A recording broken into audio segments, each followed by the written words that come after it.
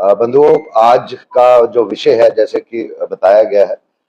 लगभग 1 साल उमर अब्दुल्ला की सरकार को इसी महीने पूरा होने को आ रहा है। और मैं ये बात, इससे पहले कि उमर अब्दुल्ला जी के प्रोग्रेस रिपोर्ट पे हम सभी रोशनी डालें, मैं जम्मू कश्मीर के सभी वासियों को एक बार फिर रिमाइंड करवाना चाहता हूँ, और खास करके उमर अब्दुल्ला को, कि 1992 को अगर आप देखें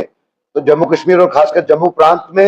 एक बहुत बड़ा आंदोलन हुआ माँ बोली डोगरी को 8th शेड्यूल में लाने के लिए। और निरंतर 10 साल वो संघर्ष के बाद तब के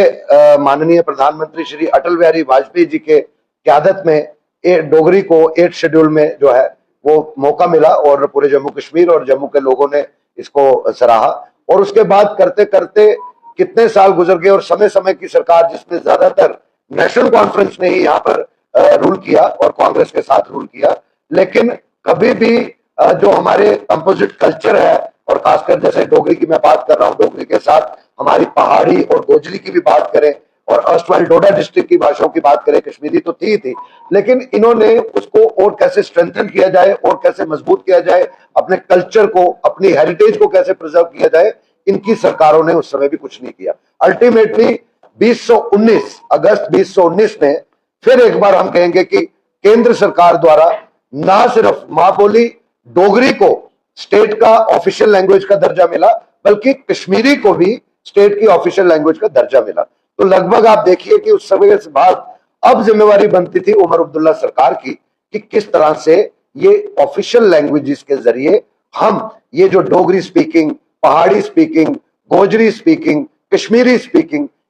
इन इन इन भाषाओं के जरिए कैसे लोगों का कल्चर, उनकी ट्रेडिशंस को और ज्यादा आगे ले जाया जाए, और जम्मू कश्मीर के बाद देश और दुनिया देखे कि हमारा कितना खूबसूरत कंपोजिट कल्चर है। लेकिन बड़े अफसोस से कहना पड़ता है कि पिछले 11 महीनों की अगर हम बात करें तो हमारे, चाहे वो डोगरा आर्टिस्ट है,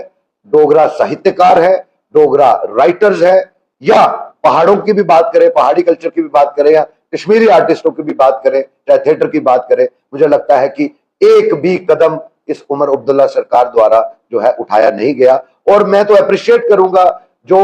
एनजीओज है, जो यहाँ की सामाजिक संस्थाएं हैं, वो अपने लेवल पर अपना हार्ड अर्न मनी जो है अपने जेब से पैसे खर्च करके, चाहे वो माँ बोली डोगरी के गानों के जरिए, हमारे भजनों के जरिए, और हमारी जो सिस्मिक ब्यूटी है, मुझे लगता है कि फिल्म इंडस्ट्री की बात तो ही, एक वक्त जम्मू कश्मीर हॉटस्पॉट रहा, लेकिन आज भी जम्मू खित्ते में इतनी खूबसूरत वादियां हैं, चाहे हम जम्मू के पत्नी टॉप की बात करें, सनासर की बात करें, बनी बिसोली की बात करें, अर्स्टवाइल डोडा डिस्ट्रिक्ट भद्रवा, जहां बहुत साल पहले शायद हम तब बच्चे थे तो नूरी पिक्चर जो कि हिट गई थी बॉलीवुड में, उसके बाद में कोई ऐसी वहां पर ऐसी एक्टिविटीज देखने को नहीं मिली। आज भी इतने इलाके हैं कश्मीर के साथ साथ में जहां पर गवर्नमेंट फिल्म इंडस्ट्री के जरिए इंफ्रास्ट्रक्चर डेवलप करके जो है लोकल इकोनॉमी को भी बूस्ट कर सकती है। और अगर हम बात करें इसी भाषाओं के प्रति, कल्चर के साथ साथ, आज तक मैं बात कर सकता हूं बड़ी जिम्मेवारी से कि उमर अब्दुल्ला जी टूरिज्म के नाम पर अलग अलग राज्यों में भी गए, पीछे विदेश का भी कोई दौरा था, मुझे एक भी जगह बता दीजिए जहां ऑफिशियल कोई कार्यक्रम इस सरकार का रहा हो, और वहां पे चाहे वो कश्मीरी डोगरी फूड सुजाइन्स हो, जिसकी डिमांड पूरे